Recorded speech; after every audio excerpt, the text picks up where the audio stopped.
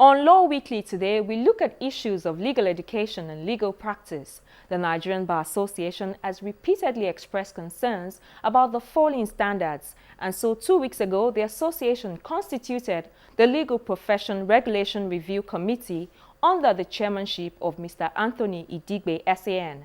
Mr. Anthony Idigbe is a seasoned legal practitioner with over 30 years' experience in advocacy, arbitration, dispute resolution, privatization, capital markets, to mention a few. Elevated to the rank of senior advocate in the year 2000, Mr. Idigbe has advised clients on several complex transactions and has earned a reputation for being a thoroughbred legal practitioner. He was recently admitted to practice law in Ontario, Canada. In this interview I had with him, I began by asking what he thinks is responsible for the falling standards. We've set up a subcommittee to examine and review the current state of regulation of the legal profession. We would expect that from their report, we would know precisely what happened. But if I may venture to make some guesswork at this stage, I think that there were a number of factors that may have been responsible. Some of it could be regulatory in terms of the framework. Some may be social in terms of general fall in value, standards of value in the system, which resulted in weakness in even enforcement of existing regulatory structure. So those there may be other more specific findings that would arrive at. You mentioned regulation a few times. What exactly does that mean in this context? Regulation is essentially a process by which you determine what people can do and what they cannot do, and how you make that determination.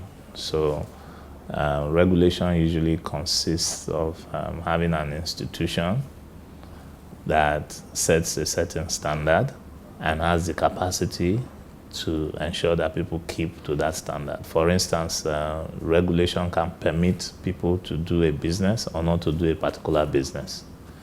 And those who do the business, the regulation could insist on holding them to certain standard of conduct and practice in doing that business.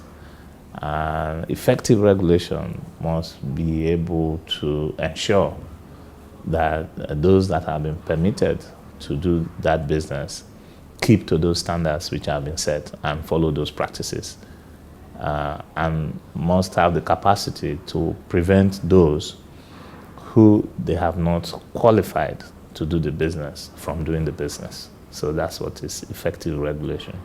We have a plethora of bodies performing various roles. I guess they fall within the regulatory bodies. There's the General Council of the Bar, the Council of Legal Education, the Body of Benchers, and a whole list of others. But what do you think is responsible for all these bodies not being able to check the falling standards which we now see? I think part of the problem is the fact that there are so many bodies, so many regulators, as it were, is part of the problem. Historically, a lot of these regulators arose by accident of history. During the colonial times, they were trying to meet challenges as they came.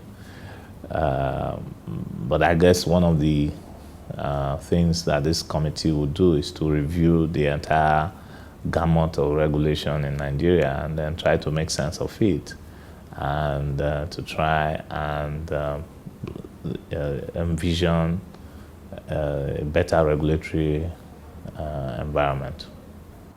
I see that the committee has some law school teachers, Mr. Larry Onodeko, SAN, and Professor Ernest Ojukwu, SAN, a former law school teacher. When I mentioned that I was going to have this conversation with you, one or two people wanted me to ask about the law school admission and the way it treats foreign legal practitioners.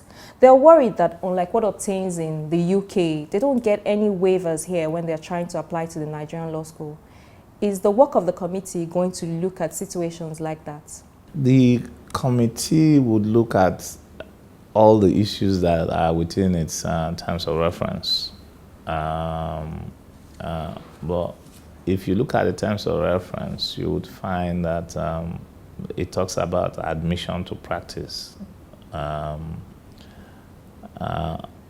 I think the focus of the committee will be to set up the institutions that would then enable many of these issues to be resolved. I think that the focus is not likely to be dealing with specific issues.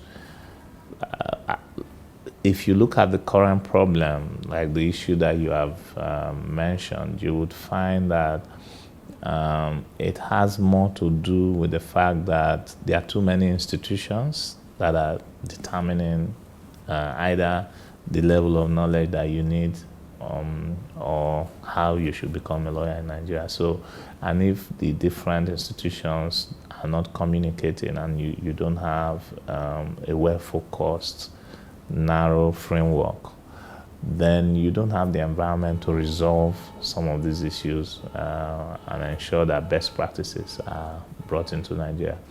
I think that once the institutional framework is resolved, the process of dealing with those issues will be well established, and I believe that they will be dealt with.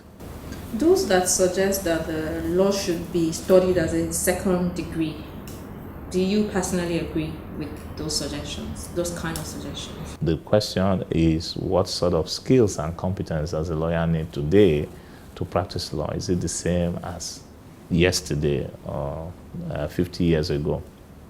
And then, what is the best way to ensure or guarantee that they have that knowledge? Is it, for instance, by another degree before you do law? Or is it looking at the curriculum and insisting on a minimum of a 2-year